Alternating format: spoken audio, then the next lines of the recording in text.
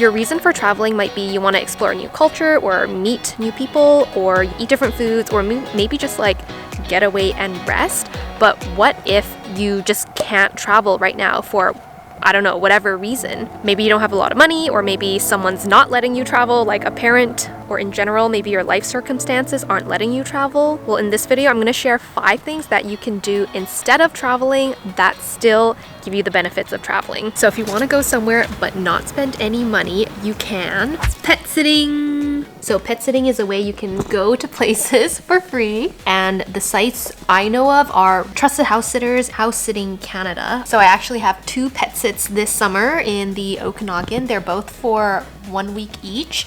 Well, this is my cat, Melvin. Pet sitting is one thing you can do that is free, or you might get paid to do it.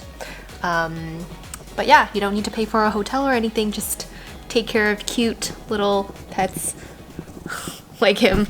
If you want to experience a different culture, but you can't physically go anywhere, then what you can do is learn a language. Like, this is one of my favorite ways if I'm like interested in like going somewhere. And actually I do this before I go travel somewhere. I'm trying to like learn a bit of the language. It's a really great way, even if you're not actually there, to get immersed into like another country's culture first. And by learning the language, you're really learning like how people speak and like words that people use in like, for example, common food in whatever country. And one of my favorite ways to like practice my listening is to watch Netflix shows.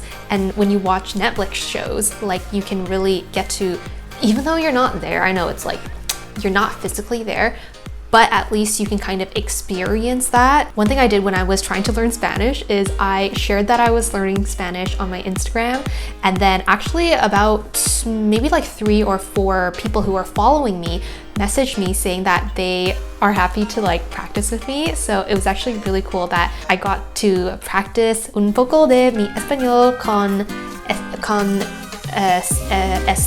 estas personas. My Spanish is not very good. Like, it was just so cool to be able to talk to actual people who speak that language and learn a little bit about how they live their lives. If you live in a city with a lot of different restaurants and cuisines from like all over the world, another way to experience a different culture is to just go to a restaurant that you've never been to. You'll probably meet people who are from that country, people who like run the restaurant or the people who are working at the restaurant. So this is another way you can do it. Now, if you want to experience travel and you want to meet new people, but you can't go anywhere, what you can do is actually meet travelers who come here. Basically, when I have friends who were not from Vancouver come here and I have to like take them around and tour them around, felt like I was kind of traveling because I was seeing Vancouver from a new perspective and from their eyes. And I was shocked. I thought, oh my gosh, like, it's kind of like travel. I'm like meeting new people still. One person who I met online, and she also has an online business, so when she came here we were already like internet friends, so we met up and it was so cool to like drive her around and show her all the places I go to, and it was just so new for her. Even though you're still in the same location, but if you meet people who aren't from the place where you are at, it's kind of like travel because you are experiencing a new culture but through a person. So what can you do if you don't really have people that you know or like friends of friends? You can definitely use Facebook groups, or there's like so many apps online where you can meet friends. You can go to different events or maybe have a Airbnb experience that you host, or you can like go work for a tour company. I don't know.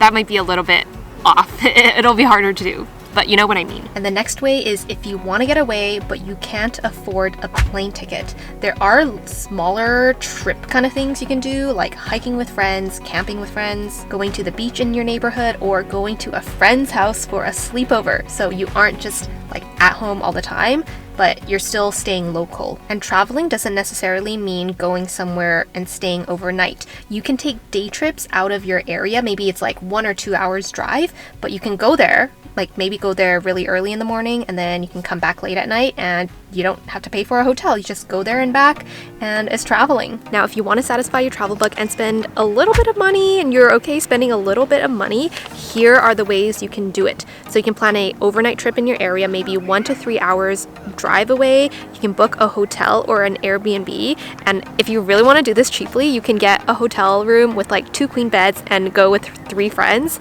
So you split the cost of the hotel, or find a cheap Airbnb, because honestly, for me, I don't really care that much about the accommodation. It's more about like being in the place and like going out and doing things, but you might be more picky about accommodation than stay in a hotel with like 3 other friends. Or another option is to go camping in a tent, or you can do hiking and camping. And there you have it.